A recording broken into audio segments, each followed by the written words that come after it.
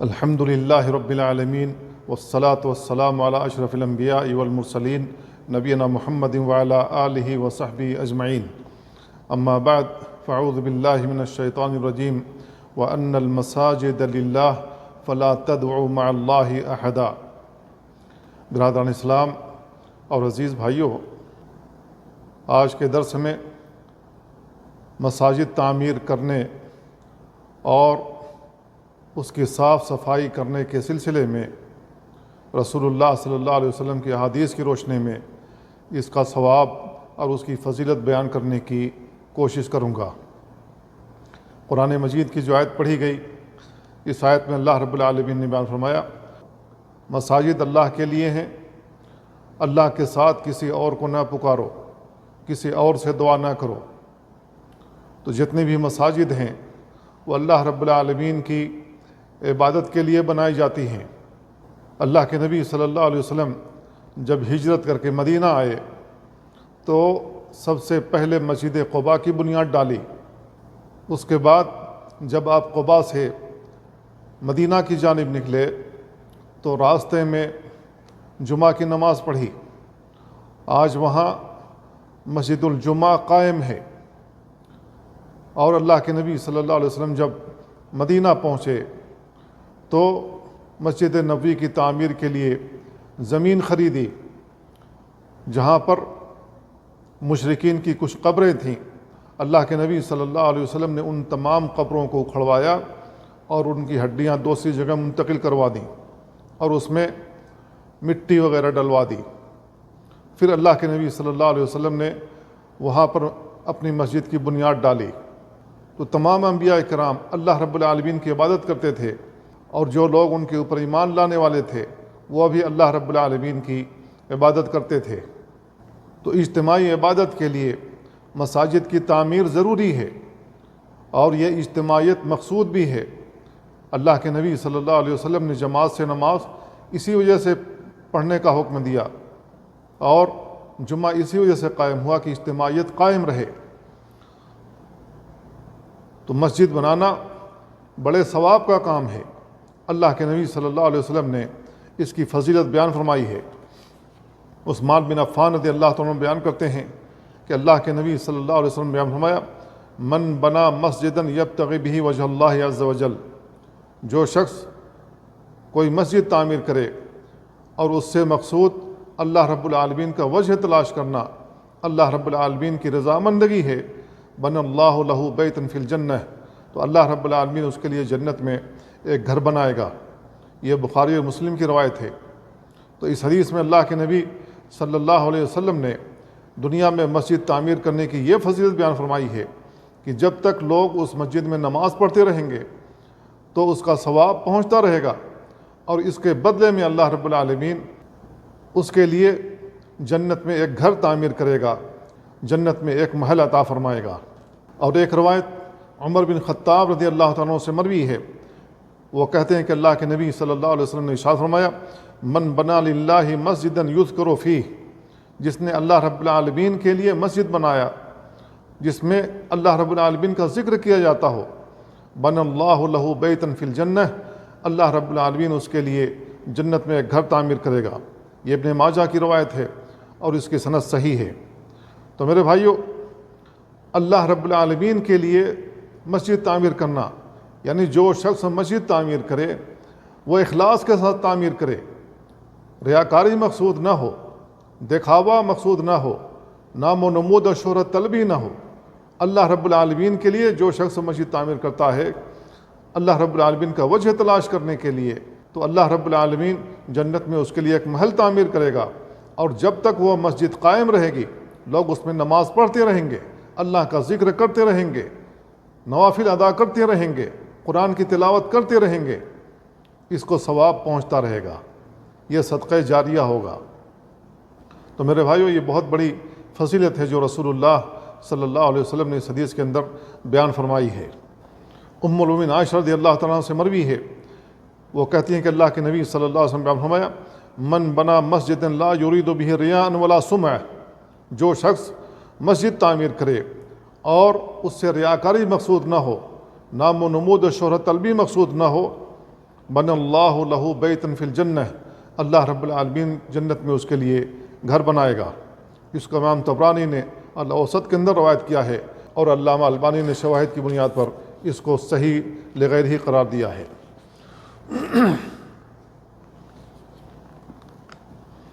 اور ایک روایت ابو ہریرہ رضی اللہ عنہ سے مروی ہے،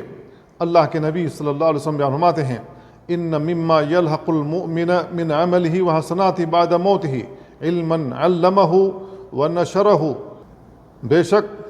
مومن کو اس کے عمل اور اس کے حسنات میں سے جو چیز ملنے والی ہے موت کے بعد، وہ علم ہے جس کو سکھایا ہو اور اس کی نشر و اشاعت کی ہو، وَوَلَدًا صَالِحًا تَرَكَهُ، یا نیک اولاد چھوڑی ہو جو اس کے لیے دعا کریں، اور مصحفاً ورثہ، یا قرآن مجید خرید کر کے اللہ کے لیے وقف کر دیا ہو، او مسجداً بنا ہو، یا کوئی مسجد تعمیر کی ہو، او بیتاً لابن السبیل بنا ہو، یا کوئی سرائے تعمیر کر دی ہو لوگوں کے لیے تاکہ جو بھی مسافر وہاں جائے وہاں ٹھہرے اور اس سے وہ فائدہ اٹھائے، او نہراً اجرا ہو، یا کوئی نہر جاری کرا دی ہو، ٹیوب ویل لگا دیا ہو، یا ہینڈ پائپ لگا دیا ہو جس سے لوگ فائدہ اٹھائیں اور پانی پئیں، او صدقۃ اخرجہا من مالہ فی صحتہ، یا اپنے مال میں سے صدقہ نکالا ہو صحت کی حالت میں، وحیاتہ، اور وہ زندہ ہو، تلحقہ من بعد موتہ، تو اپنی موت کے بعد وہ اس کا ثواب حاصل کرے گا، اس کا ثواب اسے ضرور ملے گا۔ اس کو ابن ماجہ نے اور ابن خزیمہ نے روایت کیا ہے، اور علامہ البانی نے اس کو حسن قرار دیا ہے۔ تو اس حدیث کے اندر اللہ کے نبی صلی اللہ علیہ وسلم نے ایسے امور بیان فرمائے ہیں جس سے اس کو فائدہ پہنچنے والا ہے، جب تک یہ چیزیں قائم رہیں گی اور لوگ جب تک اس سے فائدہ اٹھاتے رہیں گے، یہ اس کے لیے صدقہ جاریہ ہوگا۔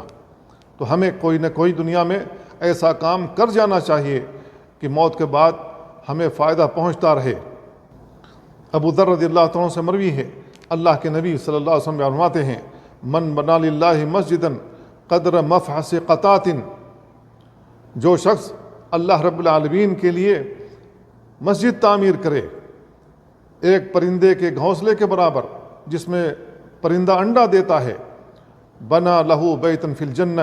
اللہ رب العالمین جنت میں اس کے لیے ایک محل تعمیر کرے گا، ایک گھر عطا فرمائے گا۔ اس کو امام بیہقی نے اور ابن ابی شیبہ نے روایت کیا ہے، اور اس کی سند صحیح ہے۔ اور ایک روایت انس بن مالک رضی اللہ عنہ سے مروی ہے کہ اللہ کے نبی صلی اللہ علیہ وسلم فرمایا، من بنا للہ مسجدا صغیرا کان او کبیرا، جو شخص اللہ رب العالمین کے لیے مسجد تعمیر کرے چاہے وہ بڑی ہو یا چھوٹی ہو، بن اللہ لہ بیتا فی الجنہ، اللہ رب العالمین جنت میں اس کے لیے گھر بنائے گا۔ اس کو امام ترمذی نے روایت کیا ہے۔ تو میرے بھائیو، یہ تمام احادیث اس بات کے لیے دلیل ہیں کہ جو لوگ اخلاص کے ساتھ ریاکاری سے دور رہتے ہوئے اللہ رب العالمین کا وجہ تلاش کرتے ہوئے اپنے حلال مال سے مسجد تعمیر کرے گا، اللہ رب العالمین جنت میں اس کے لیے گھر بنائے گا، اور اس کا یہ عمل اللہ رب العالمین شرف قبولیت سے نوازے گا۔ اسی طریقے سے جو لوگ مسجد کی صفائی کرتے ہیں تو اللہ کے نبی صلی اللہ علیہ وسلم نے ان کی بھی فضیلت بیان فرمائی ہے۔ ابو سعید خدری رضی اللہ تعالیٰ عنہ بیان کرتے ہیں کہ ایک کالی کلوٹی عورت مسجد نبوی کی صفائی کیا کرتی تھی، اس کا انتقال ہو گیا تو لوگوں نے راتوں رات اسے دفن کر دیا۔ جب صبح ہوئی تو رسول اللہ صلی اللہ علیہ وسلم کی اس بات کی خبر دی گئی تو اللہ کے نبی صلی اللہ علیہ وسلم نے فرمایا، الا آذنتمونی،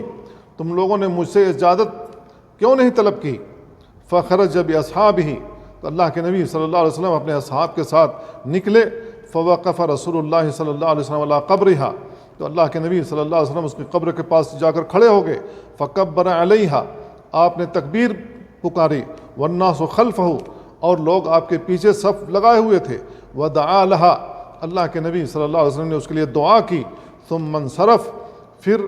آپ وہاں سے واپس ہوئے۔ اس کو ابن ماجہ نے اور ابن خزیمہ نے روایت کیا ہے۔ تو اس روایت سے معلوم ہوا کہ اللہ کے نبی صلی اللہ علیہ وسلم نے اس عورت کو اتنی اہمیت دی کہ آپ نے ان لوگوں سے بیان فرمایا کہ تم لوگوں نے میری اجازت کے بغیر اسے دفن کیوں کر دیا؟ مجھ سے اجازت کیوں نہیں لی، مجھے بتایا کیوں نہیں تاکہ میں اس کی نماز جنازہ پڑھاتا۔ اسی وجہ سے رسول اللہ صلی اللہ علیہ وسلم نے ان کی قبر کے اوپر کھڑے ہو کر کے نماز جنازہ پڑھی، اور آپ کے پیچھے صحابہ کرام نے بھی اس کی نماز جنازہ پڑھی۔ ابو ہریرہ رضی اللہ تعالیٰ عنہ سے مروی ہے ان امرأۃ سودا، ایک کالی عورت، کانت تقم المسجد، مسجد کی صفائی کر رہی تھی، ففقدها رسول اللہ صلی اللہ علیہ وسلم، رسول اللہ صلی اللہ علیہ وسلم نے اسے گم پایا تو آپ نے اس کے متعلق دریافت کیا، لوگوں نے کہا کہ اس کا انتقال ہو گیا ہے، تو اللہ کے نبی صلی اللہ علیہ وسلم بیان فرمایا افلا کنتم آذنتمونی، تم لوگوں نے مجھ سے اجازت کیوں نہیں لی؟ قال وَكَأَنَّهُمْ صَغَّرُوا أَمْرَهَا، تو راوی بیان کرتے ہیں کہ لوگوں نے اس کے معاملے کو معمولی سمجھا، تو اللہ کے نبی صلی اللہ علیہ وسلم بیان فرمایا دلونی علی قبرها، مجھے اس کی قبر کے پاس لے چلو، فدلوہ، تو لوگوں نے بتائی کہ یہی وہ قبر ہے، فصلی علیہا، تو رسول اللہ صلی اللہ علیہ وسلم نے اس کی قبر کے پاس کھڑے ہو کر اس کی نماز جنازہ پڑھی،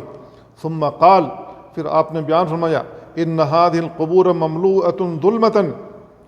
یہ قبریں ظلمت سے بھری ہوئی تھی، علی اہلہا، جو اس میں دفن ہیں، وَإِنَّ اللَّهَ يُنَوِّرُهَا بِصَلَاةِ عَلَيْهَا، اللہ رب العالمین نے میری اس کی نماز جنازہ پڑھنے کی وجہ سے روشن کر دیا ہے، اس کی قبر میں روشنی آ گئی۔ کیوں؟ اس لیے کہ اللہ کے نبی صلی اللہ علیہ وسلم کی زبان مبارک سے نکلا اللہم اغفر لحینا ومیتنا وشاہدنا وغائبنا وصغیرنا وکبیرنا وذکرنا وانثانا، اللہم من احییت منا فاحی علی الاسلام من توفیت منا فتوفہ علی الایمان، اللہم لا تحرمنا اجرہ ولا تفتنا بعدہ، اللہم اغفر لہ وارحم وعافہ وعف عنہ واکرم نزلہ ووسع مدخلہ واغسلہ بالماء والثلج والبرد ونقہ من الذنوب والخطایا کما ینقی الثوب الابیض من الدنس۔ اللہ کے نبی صلی اللہ علیہ وسلم کی زبان مبارک سے جب اتنے الفاظ بخشش کے نکلیں گے، اللہ رب العالمین کیسے اس کو معاف نہیں کرے گا؟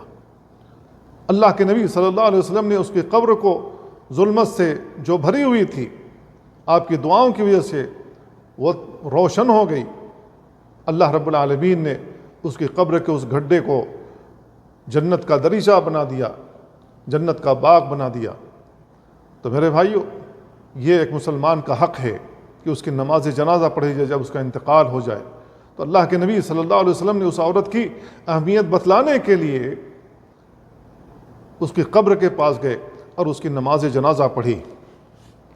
تو یہ اس بات کی دلیل ہے کہ جو لوگ مسجد کی صفائی کرتے ہیں ان کی اہمیت کم نہیں ہے، ان کو کمزور مت سمجھو، ان کا مقام بڑا اونچا ہے، کیونکہ وہ اللہ کی مسجد کا خادم ہے۔ تو مسجد کی صفائی کرنا ہماری ذمہ داریوں میں سے ہے، اسی طریقے سے مسجد میں خوشبو لگانا یہ بھی ہماری ذمہ داریوں میں سے ہے، کیونکہ رسول اللہ صلی اللہ علیہ وسلم اس کا اہتمام کیا کرتے تھے، آپ نے اس کا حکم دیا ہے، جیسا کہ ام المومنین عائشہ رضی اللہ تعالیٰ عنہ بیان کرتی ہیں امر رسول اللہ صلی اللہ علیہ وسلم ببناء المساجد فی الدور، اللہ کے رسول صلی اللہ علیہ وسلم نے قبائل کے اندر مسجد بنانے کا حکم دیا، وَأَن تُنَظَّف، اور اس بات کا حکم دیا کہ مسجدوں کو صاف ستھرا رکھا جائے، وَتُطَيَّب، اور اس کے اندر خوشبو لگائی جائے، اس کو خوشبو سے معطر کیا جائے۔ اس کو امام احمد، ابو داؤد، ترمذی، ابن ماجہ اور ابن خزیمہ نے روایت کیا ہے۔ میرے بھائیو، اس حدیث سے معلوم یہ ہوا کہ مسجد میں خوشبو کا اہتمام کرنا چاہیے اور اس کو صاف ستھرا رکھنا چاہیے، پاک رکھنا چاہیے، گندگی سے اسے بچانا چاہیے اور اس کو آرام دہ بنانا چاہیے، تاکہ جو بھی مصلی، جو بھی نمازی آئے وہ آرام کے ساتھ، سکون کے ساتھ اللہ کی عبادت کرے اور قرآن مجید کی تلاوت کرے اور ذکر و اذکار میں مشغول رہے۔